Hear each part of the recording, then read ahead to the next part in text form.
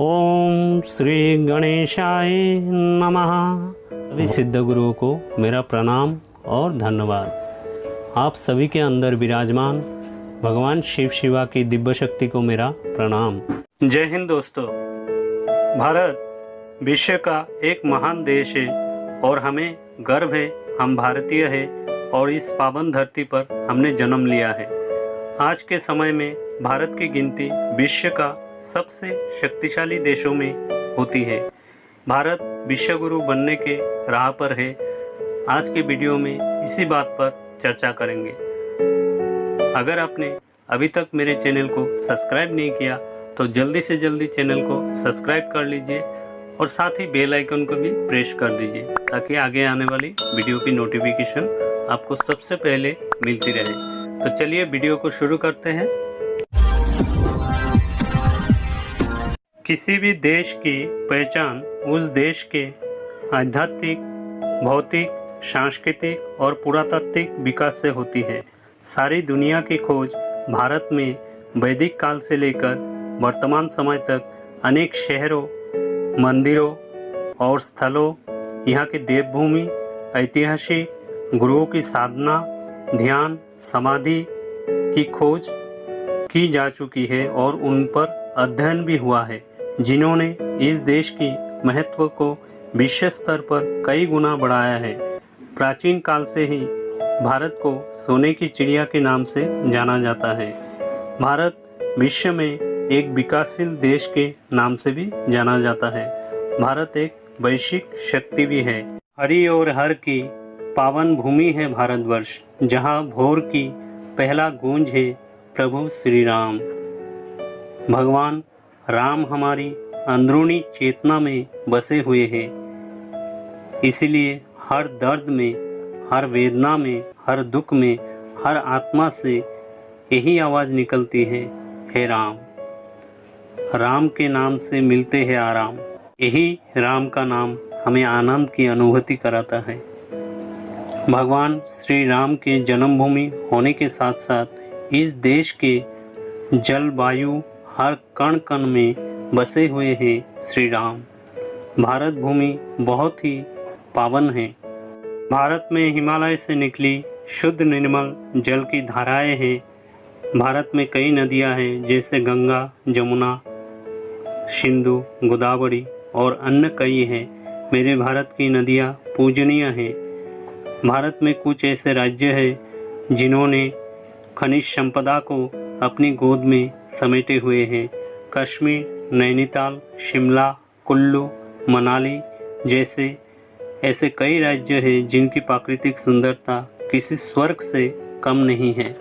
भारत के पावन भूमि में बहती नद, नदियाँ, पर्वत श्रृंखला, हिमालय, कैलाश, मानसरोवर, वन, उपवन, यहाँ की प्राकृतिक संपदा इस देश को और भी सुशोभित और गौरवान्वित करती है।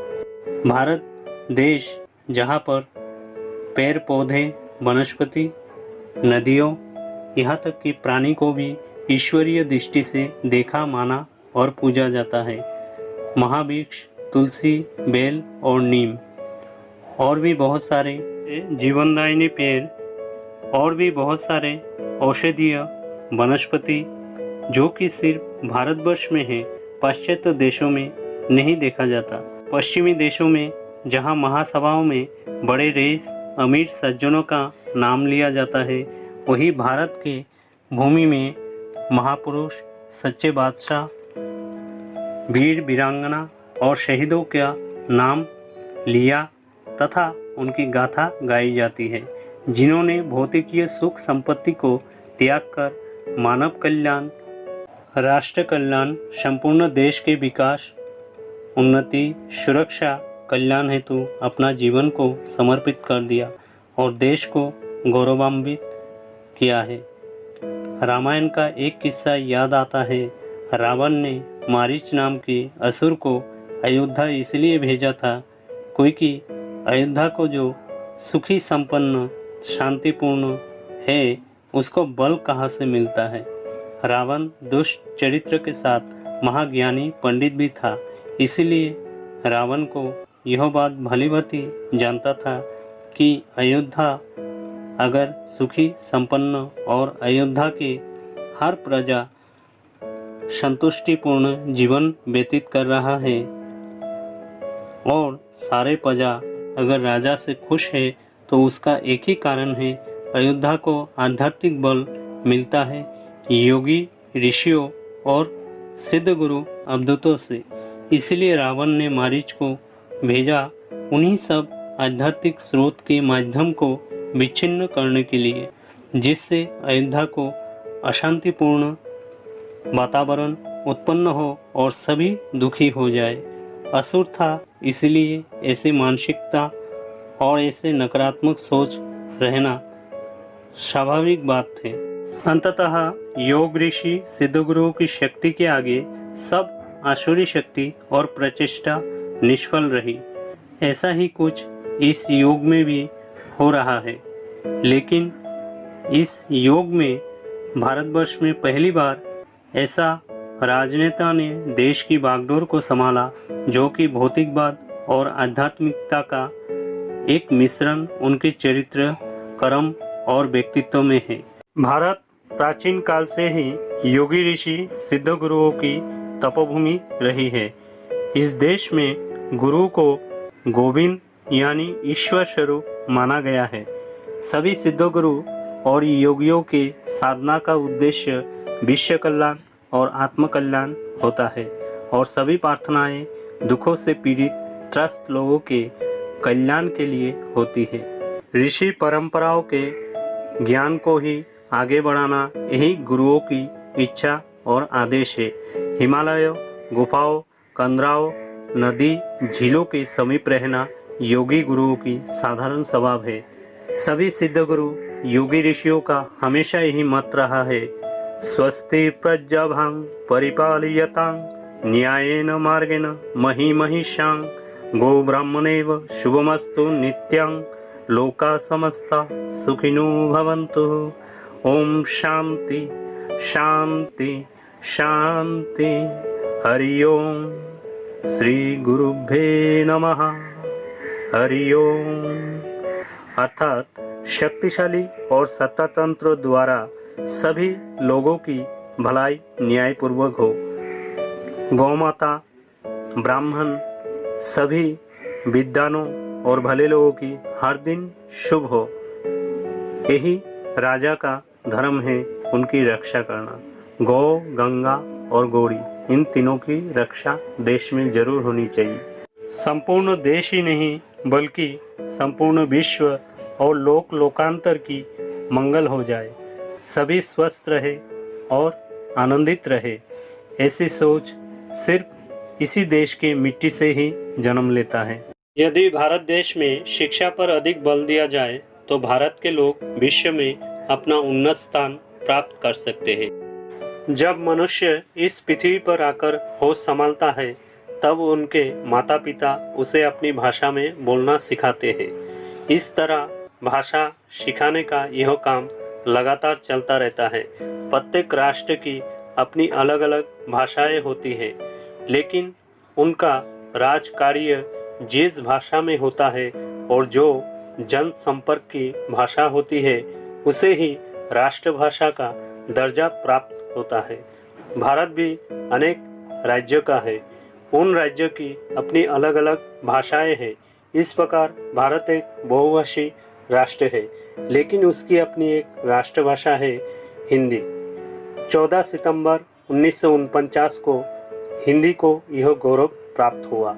यह माना कि धीरे धीरे हिंदी अंग्रेजी का स्थान ले लेगी और अंग्रेजी पर हिंदी का प्रभुत्व होगा। आज़ादी के इतने वर्षों बाद भी हिंदी को जो गौरवपूर्ण स्थान प्राप्त होना चाहिए, वह उसे नहीं मिला। हिंदी का ज़्यादा से ज़्यादा उपयोग हो और हिंदी का ज़्यादा से ज़्यादा प्रचार विस्तार हो संपूर्ण देश में।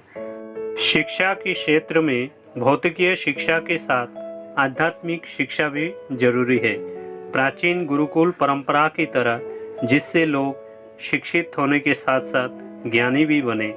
आध्यात्म ही एक ऐसी शिक्षा है जिसके ज्ञान से लोगों में आपराधिक मानसिकता का समाप्त होना संभव है।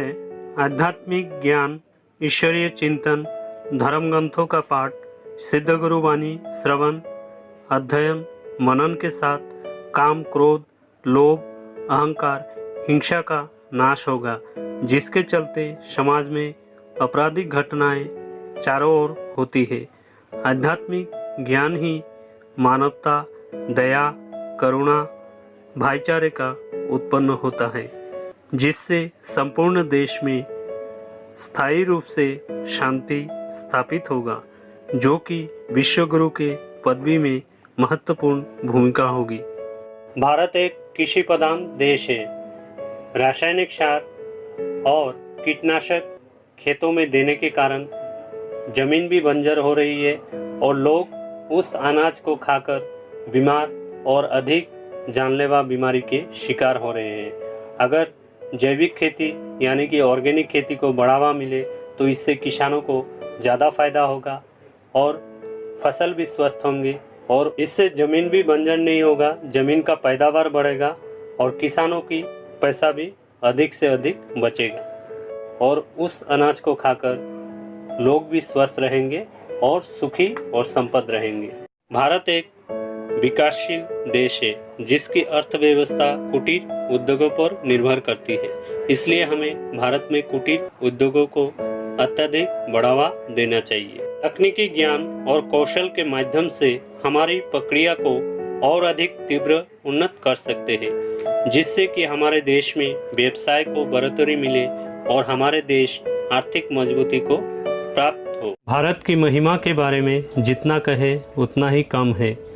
हमें गर्व है, हम भारतीय हैं और इस पावन धरती पर हमने जन्म लिया है। मिलते हैं अगले वीडियो में भारत विश्व गुरु के दूसरे भाग में। जय हिंद। इसी तरह के दार्शनिक, शिक्षामूलक, आध्यात्मिक वीडियो पाने के लिए मेरे चैनल से जुड़े रहे और चैनल को ज़रूर सब्सक्राइब कीजिएगा और साथ ही बेल आइकन को भी प्रेस कर दीजिएगा ताकि आगे आने वाली वीडियो की नोटिफिकेशन आपको ज़रूर मिलती रहे और वीडियो को ज़रूर लाइक कीजिएगा। भगवान शिव शिवा की कृपा आप सभी के जीवन पर बनी रहे, इसी मंगल कामना के साथ मिलते हैं अगले वीडियो में। ओम नमः शिवाय।